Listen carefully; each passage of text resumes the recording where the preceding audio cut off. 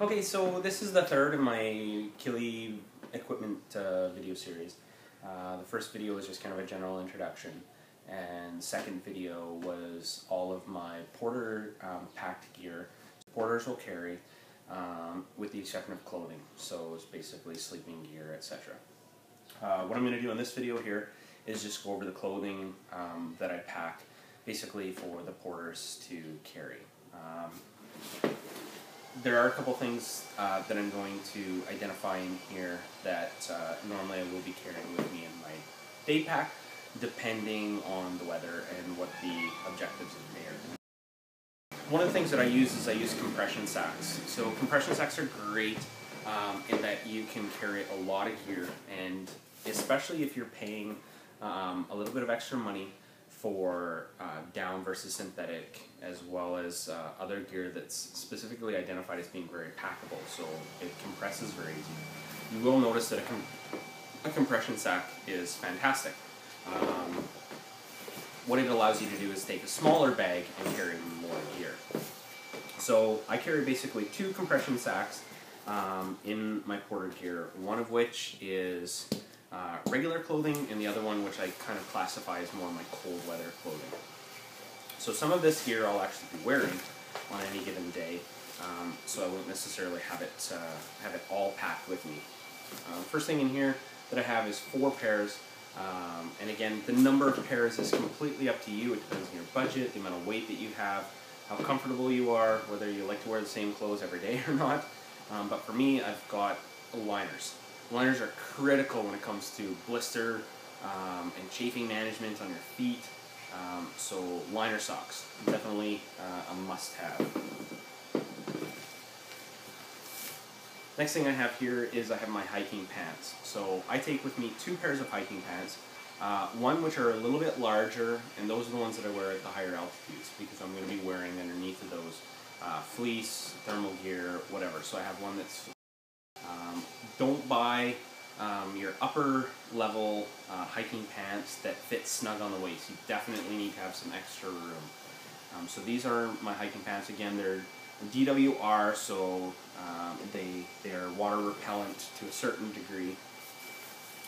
The next that I use is a compression short. So whatever you decide to wear for underwear, I know some people don't like to talk about underwear. The big thing is, if you don't have any experience with hiking, what you'll know is that chafing can be major. If you've got bigger thighs that rub together, it can be debilitating. And so for me, what I found is a compression, longer style compression short is key. These are a little bit more expensive, but for me, they're a lifesaver.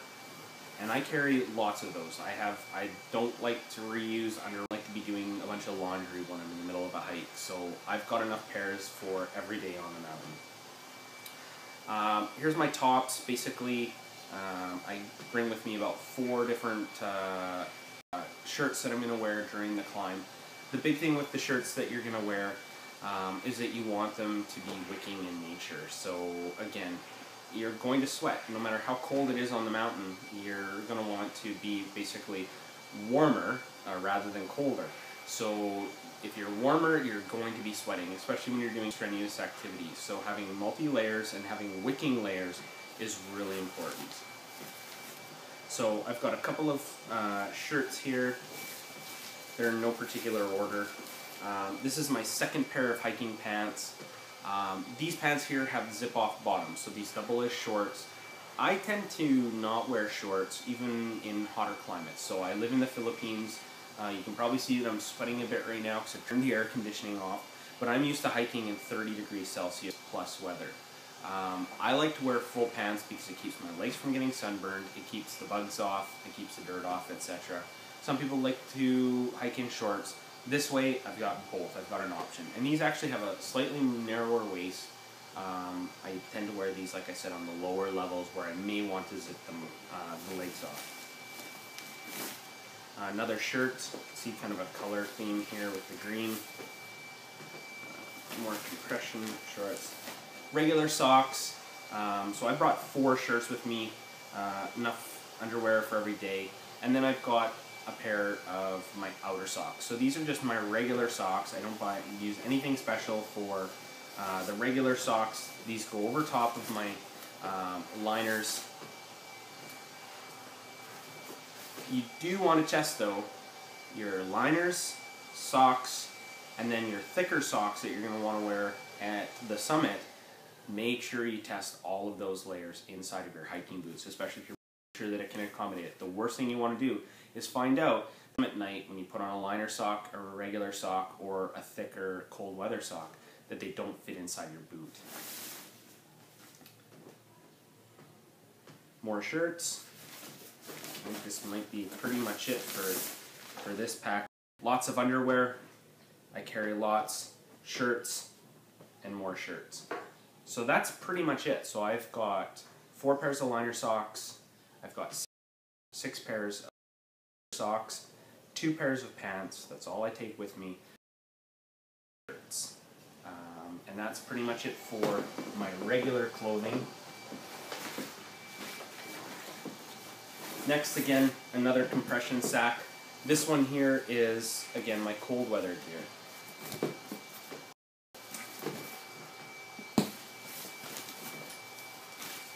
So inside this compression sack here,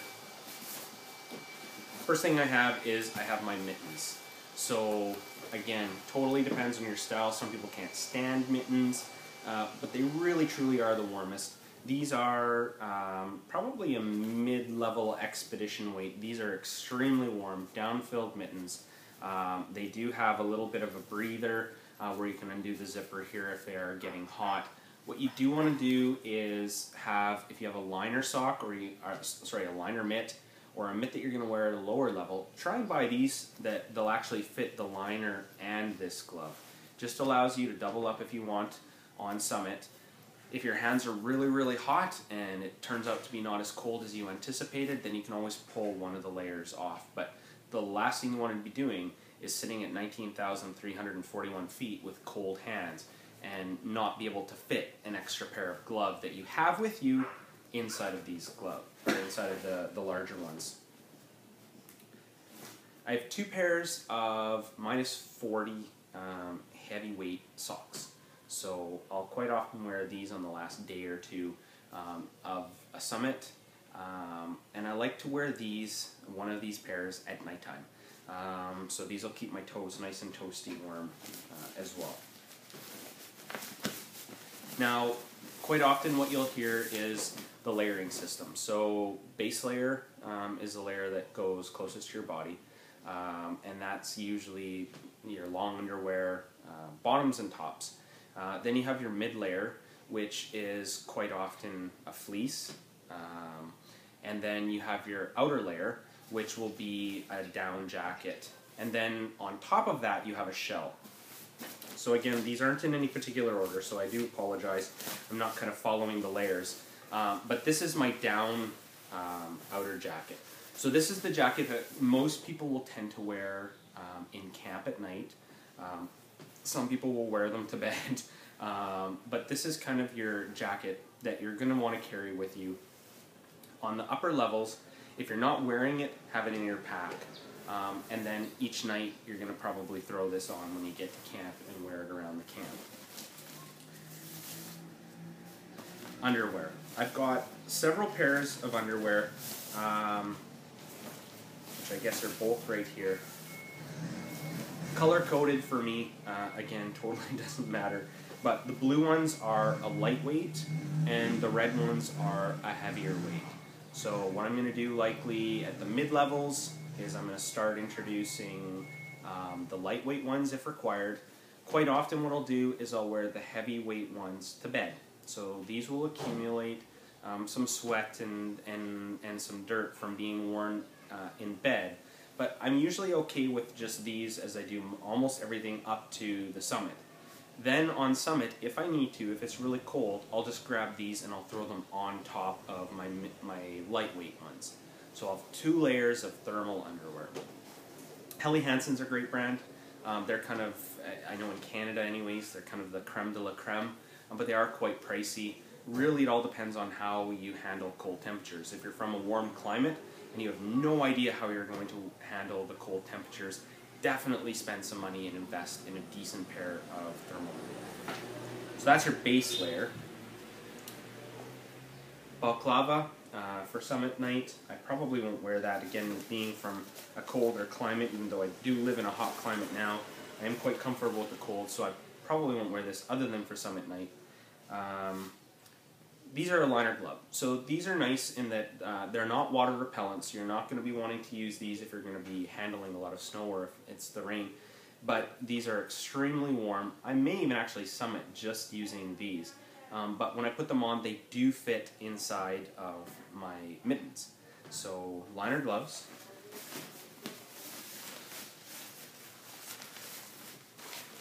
This is my basically my wind pants or water pants, repellent pants.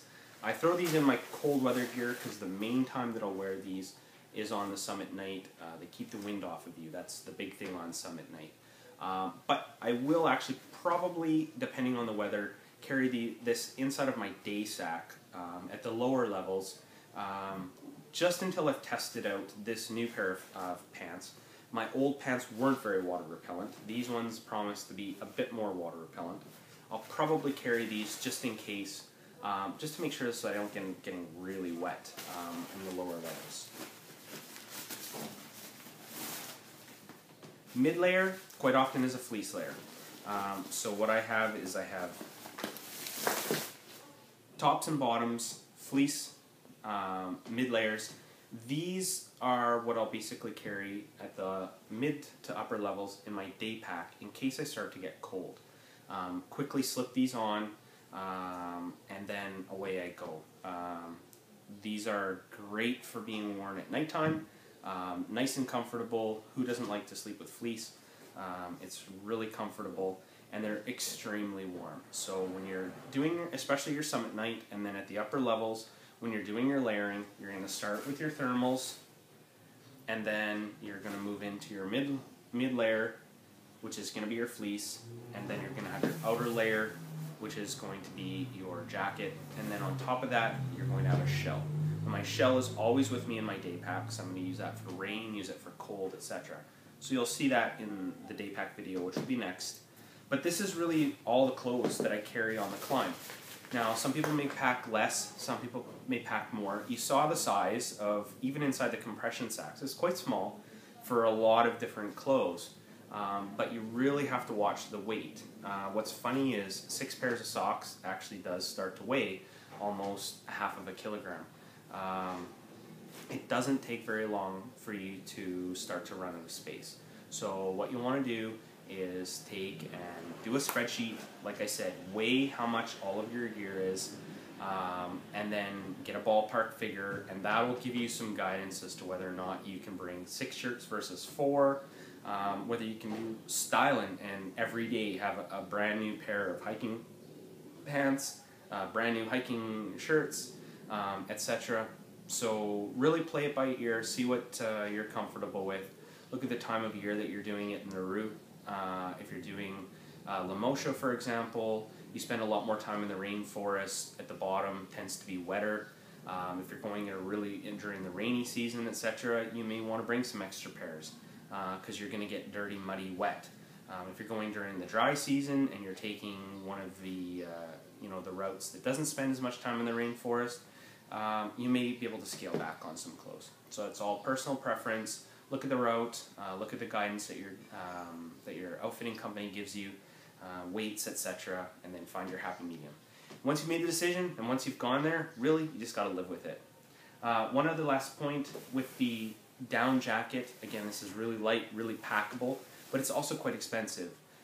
The down jacket is one of the areas, sleeping bag, mats, again, those are areas that a lot of the outfitters will rent. So definitely explore that option. If you're not going to be climbing again, don't go out and spend a bunch of money on it. If you are going to be climbing again, then sometimes these are good investments, but sometimes if you're not going to be really requiring it very often. I'm here in the Philippines. If I didn't hike elsewhere, I wouldn't really need to have this, so renting it would be a great option. The other thing too is if you are only going to be using it a few times, look into, sometimes there's gear swaps, gear exchanges. I know Mech has one. I think REI has one where they can post basically used gear. A great opportunity to pick up gear at a discounted price. Because again, gear, a full set of Kili gear, if you're buying it all brand new and all top quality gear, you can go as high as $4,000 to $5,000 for a full set of gear if you're buying it all brand new, all top quality. So that's a lot of money. Definitely some areas to save, and to make sure that it's part of your overall budget and fits. Okay, so my next video is going to be going through the day pack, and that will be the conclusion of my Kili gear pre-climb. What I'll probably do specific to Kili, again, I use this gear on my day gear on a regular basis when I'm climbing mountains here and in Canada.